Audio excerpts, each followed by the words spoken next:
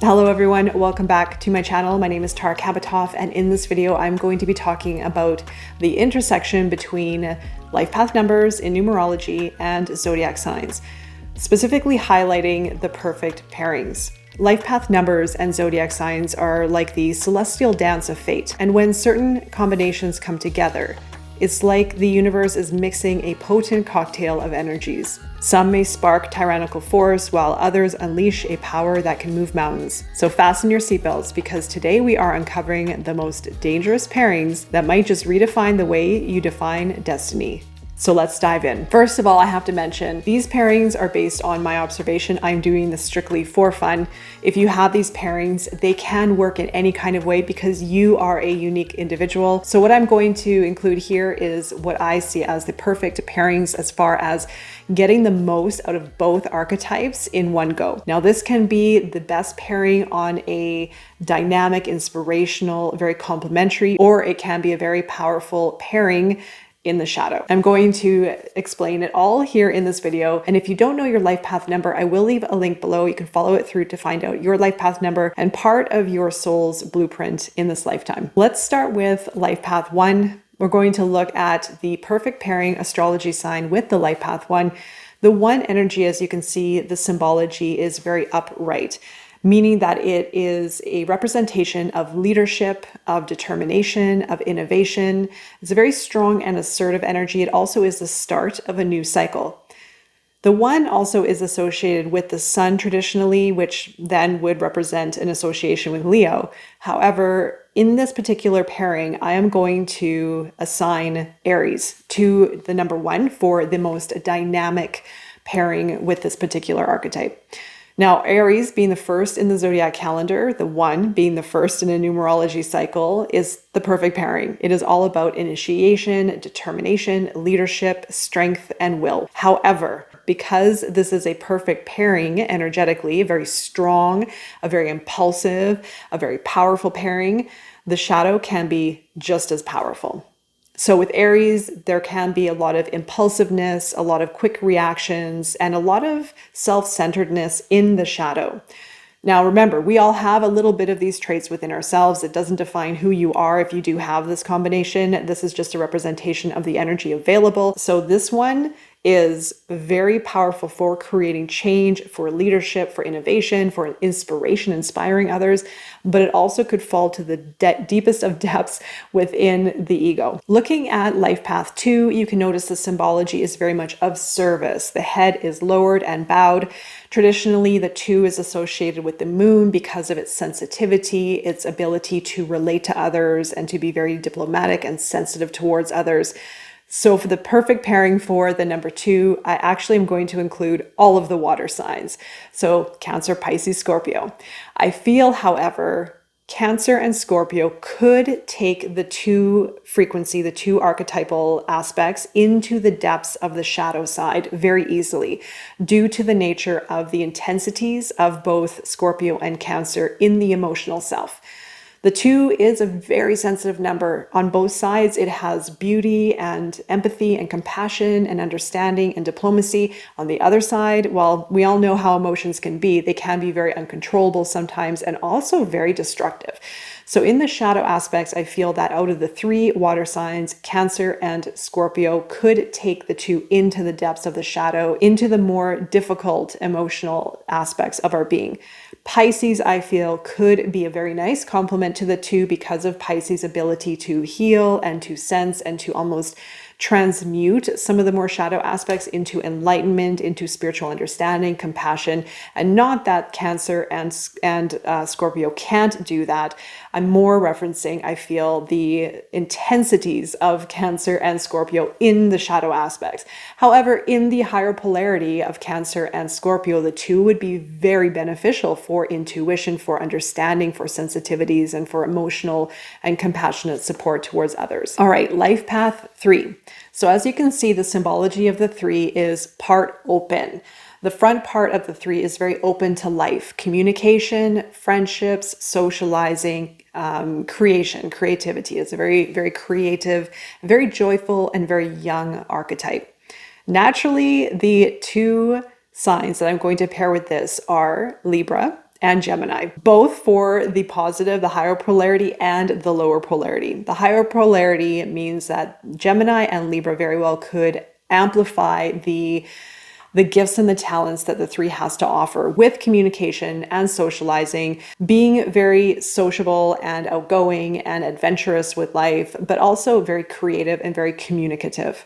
However, now on the shadow aspect, this energy can be very flaky and very difficult to ground.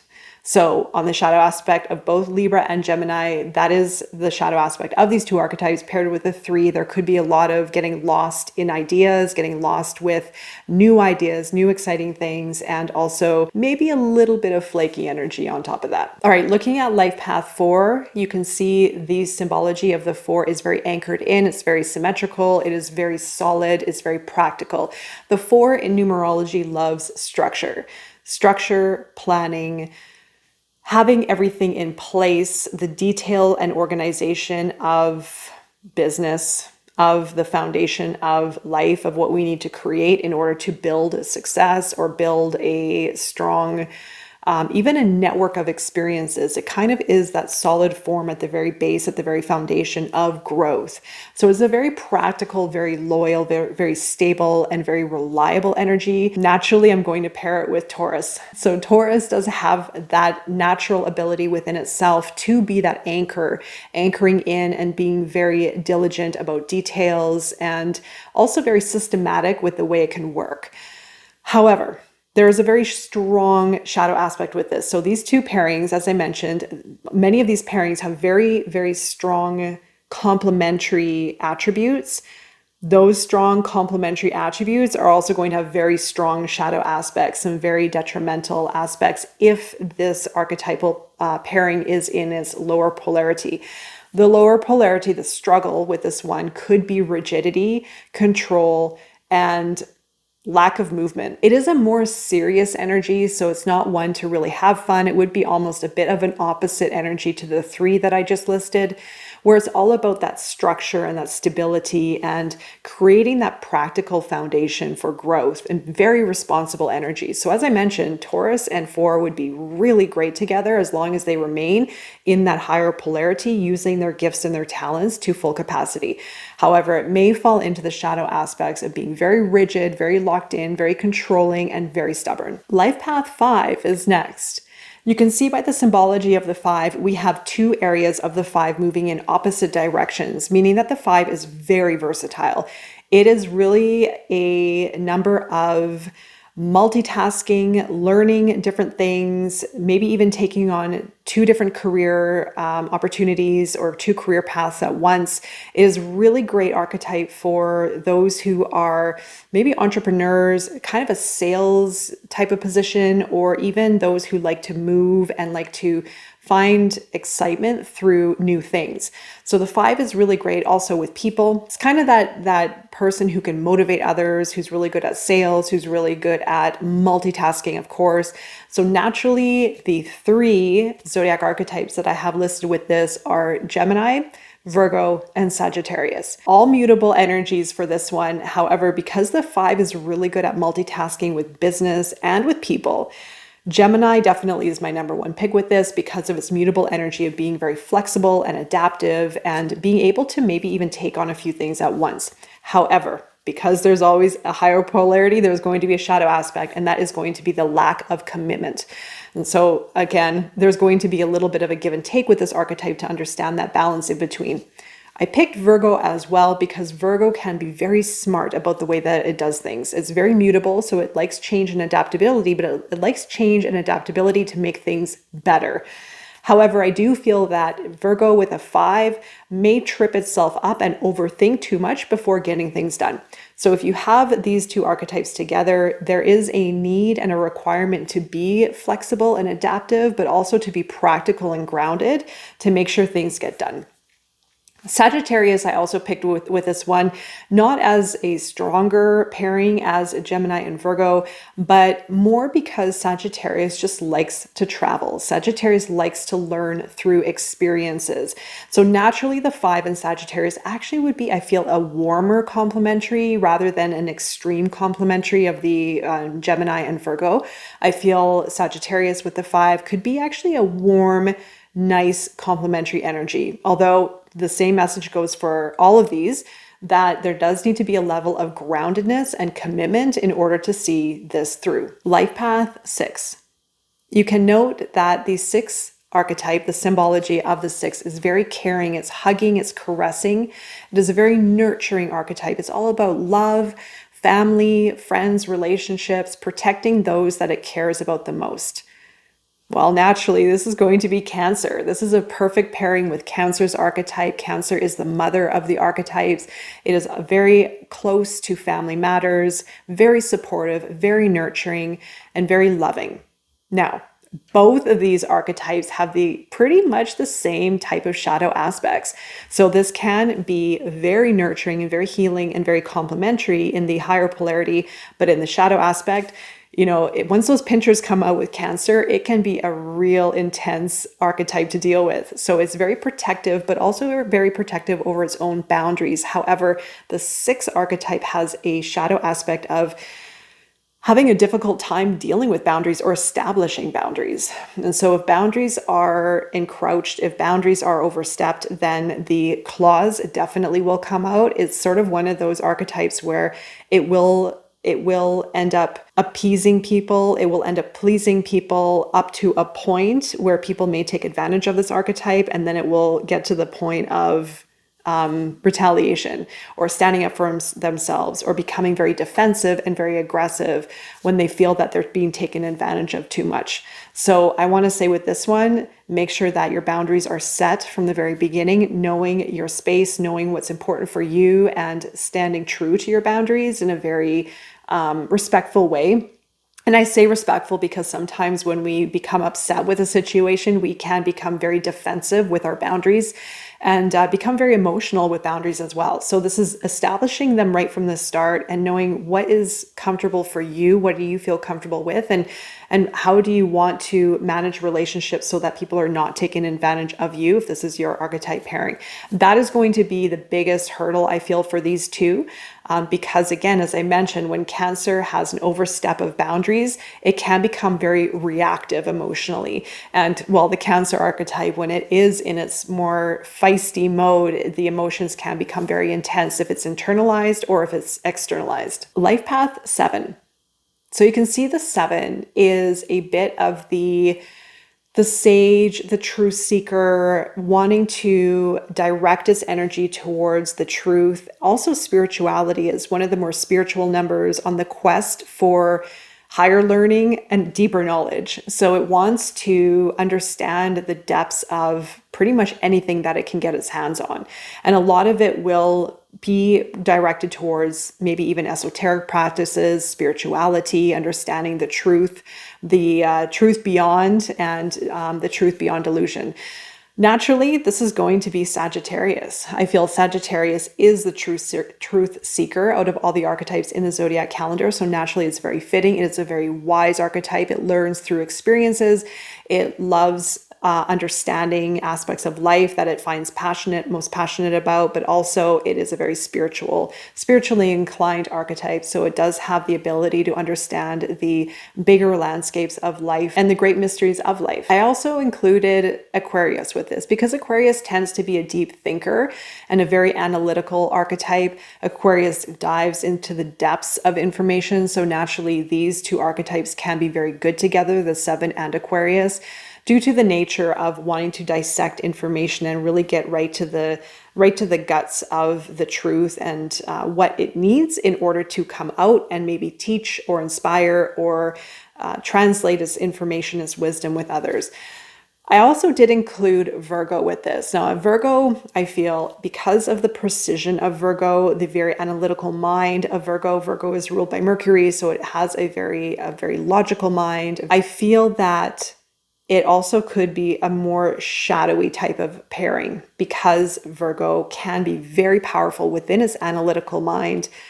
It also can find itself wanting and needing the answers for as much as possible in order to move, in order to make a decision. So it may trip itself up by thinking too much, by going into the depths too much, and almost even, I feel, wanting to know a bit of everything. So as a heads up, if you have this archetype pairing, there may be a shadow aspect to be aware of in order for you to be a bit more versatile with the information and taking the pressure off, I feel, of the knowing. All right, life path 8. Now, the 8 is one of the more powerful numbers in numerology. The 8, of course, is the infinity sign, upright, the bridge between the higher realms and the lower planes. It has the ability to manifest great results, very powerful results, but balance is key with the 8. 8 represents power and prosperity, the ability to create great results in the practical realm, again, if it is in alignment. Well, the natural pairing for this one is Scorpio. Due to the fact that Scorpio is one of the more powerful archetypes in the zodiac calendar, I feel that the pairing of 8 and Scorpio could be very dynamic. And as I mentioned, the perfect pairings on the higher polarity, these dynamic pairings, can also have a very extreme shadow aspect to them. But Scorpio, if you are an 8 and if you are a Scorpio, then you have an incredible ability to create great success in your life. The only thing that gets in our way of aligning is fear, our own mind, our worry, holding on to the past, regrets, maybe even the fear of the future and the fear of one's true power. Now, power is not to be confused by ego, although this archetype can fall into egoic energy. It can also be creating its manifestations from a place of ego rather than the alignment with its higher self. So just be aware of that. Where are you creating from? Is it coming from your pure heart, your pure desires, or is it coming from maybe the egoic side?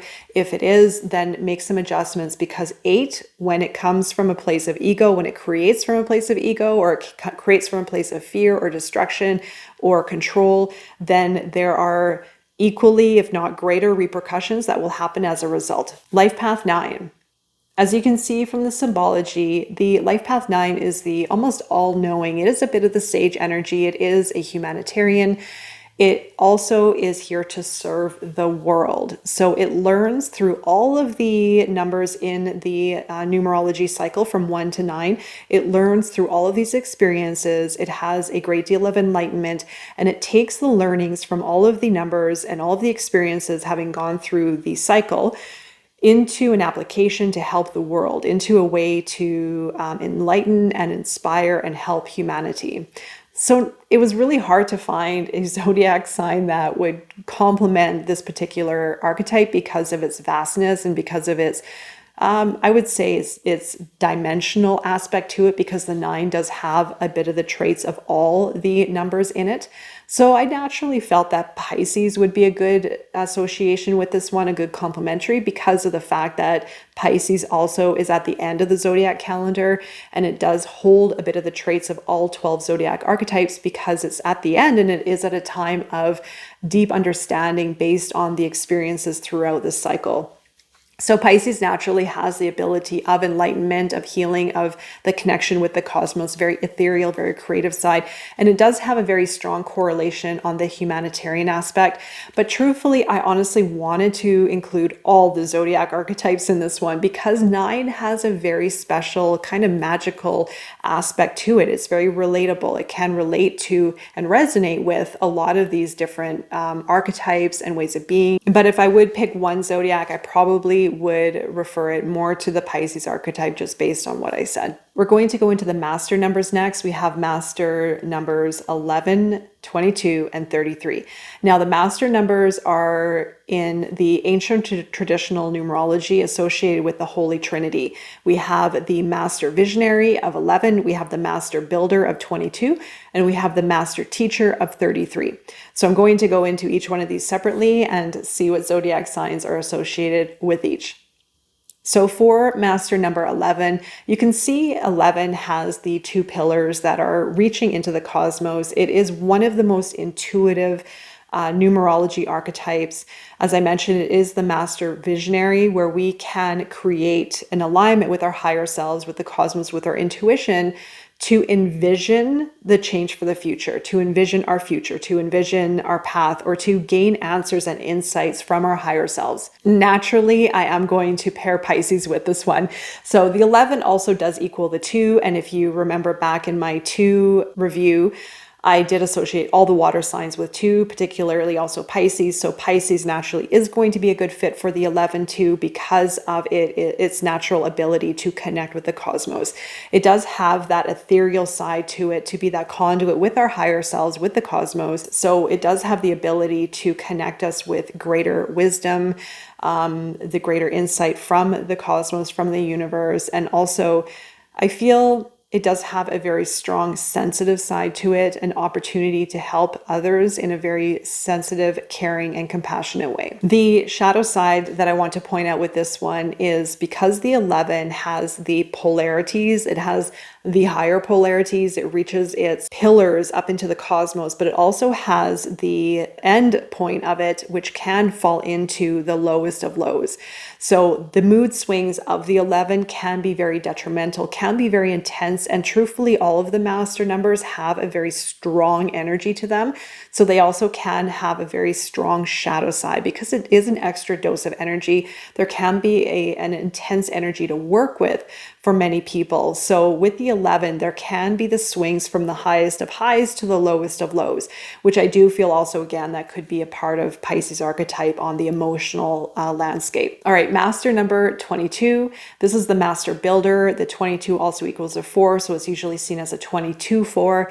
The perfect pairing with this one, because 22 is a master builder and it can get things done. It has a very worldly view as well, but it really can put its energy and effort into building in the practical material world. Naturally, Capricorn. So Capricorn is the sea goat, and Capricorn has great resiliency and dedication and determination for creating results. Capricorn is a very strong archetype for creating money, monetary rewards, success. It has that drive, that determination, as I mentioned. So naturally, this will be a very good pairing. I was about to say that it could become extreme, almost obsessive towards results because of that power these two archetypes have together. So just watch the intensity that you may have. You may find yourself dealing with maybe a little bit of burnout or fatigue, or even overworking. Watch the body, watch the physicality, and also, of course, watch your energy if this is an archetype 22 for you. However, I do feel that this is going to be one of the more complementary archetypes where it could have, although it has a perfect pairing and has a very complementary pairing, it could be a very smooth, as long as it really watches itself regarding burnout, regarding overworking, and maybe placing too much stress and pressure on itself. I feel that because the archetype of 22 can find itself in almost being its worst enemy at times, doubting itself, overthinking, or finding itself almost in an illusion, because of the 2s and the 4, they're almost opposite energies of one another. The 2s, remember, are very sensitive, very empathic, very emotional. The 4 is more solid and structured and practical, right? So they have, on one hand, a very intuitive side, a very emotional understanding, very tuned in, very sensitive towards the world. I would equate it as more of like a global kind of view. But the 4 is very grounded and likes that stability and likes that practicality and likes things organized and thought through. And that, again, that solid foundation is really important for that 4 archetype. So I feel Capricorn could actually do really well with this to create change and to usher things along from that 4, wanting that stability and anchoring in and being rigid. I feel that the Capricorn energy can inspire a bit of movement, which is really nice for this perfect pairing. All right, we're at the end. Number 33, Master 33. This is the Master Teacher. This is a beautiful archetype for those who are visionaries, for those who want to teach and guide the world. This is truly, I feel, one of the more unique numbers. I don't come across many 33s, but I know you guys are out there. The perfect pairing with this one, naturally, because the threes are all about communication, has a very joyful, a very youthful energy, as I mentioned earlier. But the 3 and the 3 equals 6. So the root number is 6, which is all about love. The big heart of the zodiac calendar is going to be Leo. Now, I know I initially mentioned Cancer with the 6 archetype earlier on, which I feel still stands, and it can apply for the 33 as well.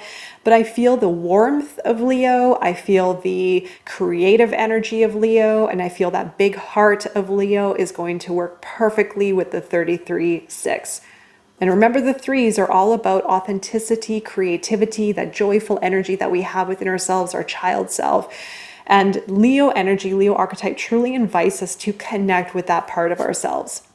Leo is a very creative archetype, and it has the heart of the lion, a very loyal, very compassionate, and very giving archetype. So if you have a 33 Leo, then you have a very, very special gift to give to the world. I do want to say, on a shadow aspect, as a heads up, with this one, probably could fall into over giving and overextending. The boundaries also may be an issue within this archetype pairing, so just pay attention to that. But I truly feel that this is one of the more special archetype pairings that I have listed here today. So that is it, and that is all for these pairings. And of course, this is just for fun, as how I see it. These dynamics that I have come across during my readings, working with other people, and my research, I feel that these could be really interesting to work with. But remember, no matter what pairings you have, you are unique, and there is a lot more under the surface going on. These are more surface level observations that I have here to share with you today. So I hope you enjoyed this, and I'm wishing you all the best on your journey and beyond. See you soon.